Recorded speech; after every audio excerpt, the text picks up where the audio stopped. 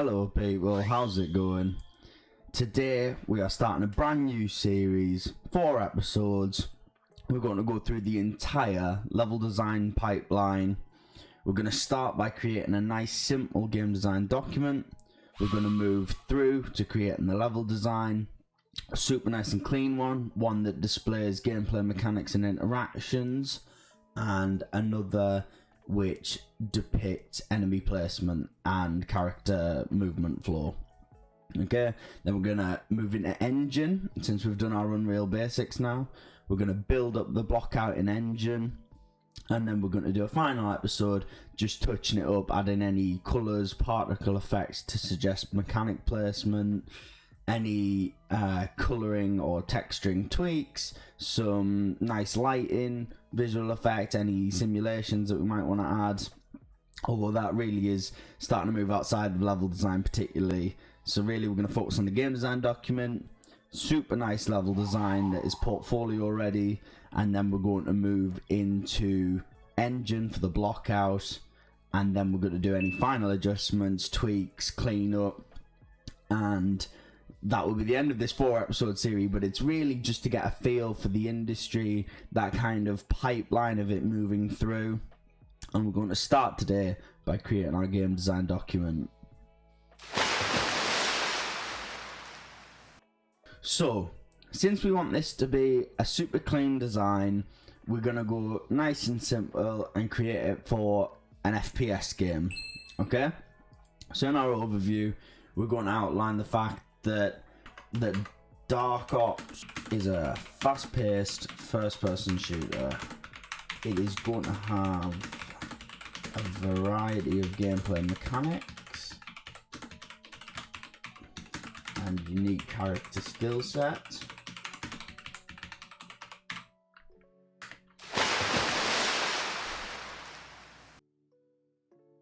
We're going to have weapons and gadgets, which will be character specific, similar to Rainbow Six Siege. It will include weapons ranging from long distance to short distance, so that's going to include things like assault rifles, sniper rifles,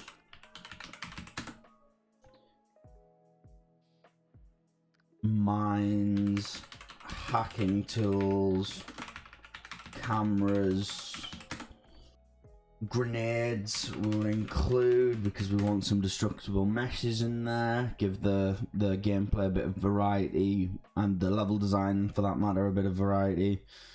We'll have something like drill charges and rappels for entering the space from above. Some of the best level design I've personally ever seen is in the Hitman series, so I would quite like to include some cover and stealth elements to this game. I think Siege did this very well with Rainbow Six Siege did this very well with the addition of their new character, the spy with the pistol. Definitely incorporated that quite nicely into the already structured format. So for stealth, the player can take cover behind objects.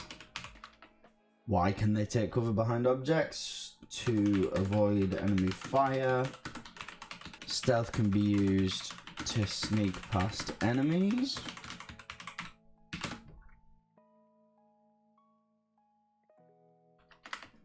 Or take them out silently.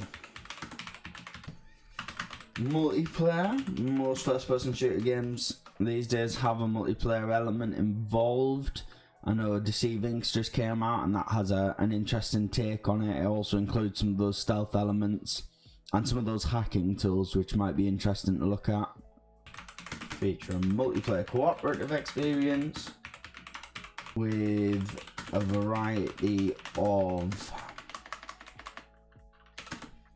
So we have a multiplayer cooperative experience with a variety of maps and game modes / objectives. One thing we haven't touched on is skill trees, which would be interesting to incorporate. Skill trees. So players can unlock upgrades. We really want to include that challenge versus reward, and that sense of progression and scaling with the game's difficulty. So the player can unlock upgrades. So we're going to say they can upgrade weapons or abilities, and they're going to do this through earning XP and leveling up. So now we know what the overview for our game looks like, we can start to consider the target audience. So I would say for a first person shooter game, the target audience is aimed at players who enjoy fast-paced action games, and because of that we know that it's obviously going to require our hand-eye coordination and our fast reflexes. We know that these shooters have a strong emphasis on combat and stealth gameplay, and due to the mature themes we're going to say that the game would be rated M, meaning that the game is suitable for 17 years and older. So now, based on our overview and our target audience, we can start to think about the level design. So we know that the game will feature multiple environments and levels.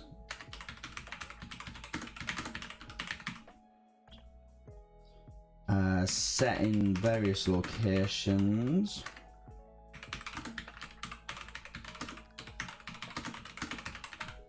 Across the world. And when we're looking at this, we're starting to think about things that fit the theme, the genre. So each level will have multiple paths to allow for players to tackle the objectives as they see fit. And now we can start getting creative. So as we start getting creative, we can start to think about the genre specific kind of levels and areas and environments that we want these levels to be set in. So if we just start spitballing a bit here, this is when we start getting into the good stuff. So for a Dark Ops first person shooter game, it's going to be a bit gritty. A lot of it's going to be set at night. It's going to be around upgrading your things, completing your objectives, but beating your enemies, particularly in multiplayer. So level wise, I'm thinking something like a high security prison.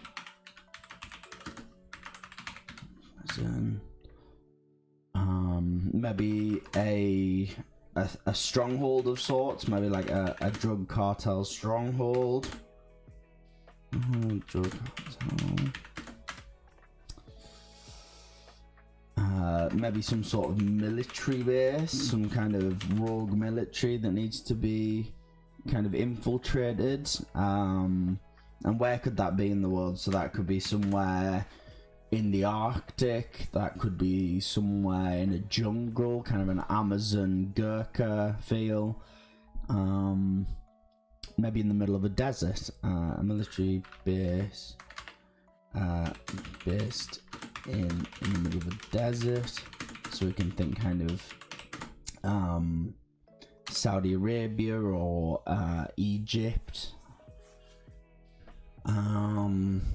Where else could we go? We could go to some kind of secret underground research facility. So again, we're thinking about that verticality there. Underground research facility. That could be working on some sort of virus. So we could have a very medical feel, or it could be maybe it could be kind of an underground dog fighting ring, but kind of we'll make that a bit more gamey, a bit more creative. So instead of dog, why don't we say kind of mech, and kind of keep it, you know, with that kind of a little bit open worldy, a little bit Horizon Zero Dawn. Also avoids some ethical issues that come with the kind of dog ring idea. What else could we have? A classic. We can go for a high-tech skyscraper, which would be quite interesting for verticality, working your way up through the levels. Maybe there's kind of fires or hacks which kind of block off your paths and limit your movement through the map. That'd be quite interesting. And we really want to make sure that the levels are designed to provide the player with opportunity for combat and stealth. In terms of not online, we should definitely have we should include enemies of various strengths, and it's important not to forget that with various strengths comes various weaknesses. And that's important because really you want a player to feel like they're progressing, and if they are learning an enemy's weaknesses, they should be able to defeat them more easily, because in essence they are getting better at the game by learning the design aspects. So we have our level design focused around our theme. We have some level design spitballs based around our genre. We have our overview of what the game is: first person shooter, mostly set at night, multiple mechanics, multiple character skill sets. We're going to include gadgets, stealth and cover, and multiple paths to allow for kind of unique player decision in order to overcome the objectives. We're just going to add a little bit of feel to this overview. So now we know kind of what the game is, where it's set, some of the mechanics that we're including. We want this to be set in a dark and gritty future world, so dystopian, the opposite of utopian. So a city which is in the future but not for the best of humanity. So something like the Hunger Games is dystopian, whereas something like potentially, well, I would say Alita Battle Angel, but the upper city is kind of utopian and the lower planet is dystopian. But anyway, so we want this game to be set in a dark and gritty future world and dystopian. We're going to take on the role of a highly skilled and deadly operative. So we're part of a unique task force, tasked with taking down potentially a terrorist organization. And as we know, the player will have a range of weapons, abilities and gadgets to help them complete. So now we have a very simple game design document. Now, game design documents tend to sprawl and they tend to be very long and very detailed, and I can break down a full game design document in a video. If you would like to see that, let me know in the comments. But this is focusing on kind of 4 key elements, which is our overview, our feel of the game, our mechanics, so our gameplay mechanics, what is the player going to have access to complete your objectives in the level, what is the level design going to look like, what could the level designs potentially be, could it be a hybrid of multiple of these. So for instance, a stronghold drug cartel could have a high security prison in it, a military base under the ground could be the undersection of a high-tech skyscraper, And we have our target audience, which is based on our overview, based on the kind of game that it is, and we're focusing it at a mature audience because it's got some quite mature themes in there. You've got terrorist organizations, you've got combat, we've got it set in quite a gritty dystopian world, and so we really want to emphasize that it's for an older audience, that the levels are going to be quite realistic, but obviously set slightly futuristic and dystopian. We've got our level design, which is going to have multiple paths to tackle the objectives, and we're going to explore that more with the combination of some of these. And we have our gameplay mechanics, so we know how we're going to allow our level to involve all of these tools. So we want our long lines of sights for sniper rifles, we want a lot of corners for cameras, we want destructible walls or skylights for grenades and drill charges, and obviously that can be then accessed with rappels. So now we've got our simple game design document down, we can start to build up our level design, and we'll be doing that next week. So stay tuned, follow the socials, let us know what you think of the content so far, what would you like to see that we can bring you at Clear Store. Really appreciate the support so far. Keep it up, people, and stay safe and keep designing.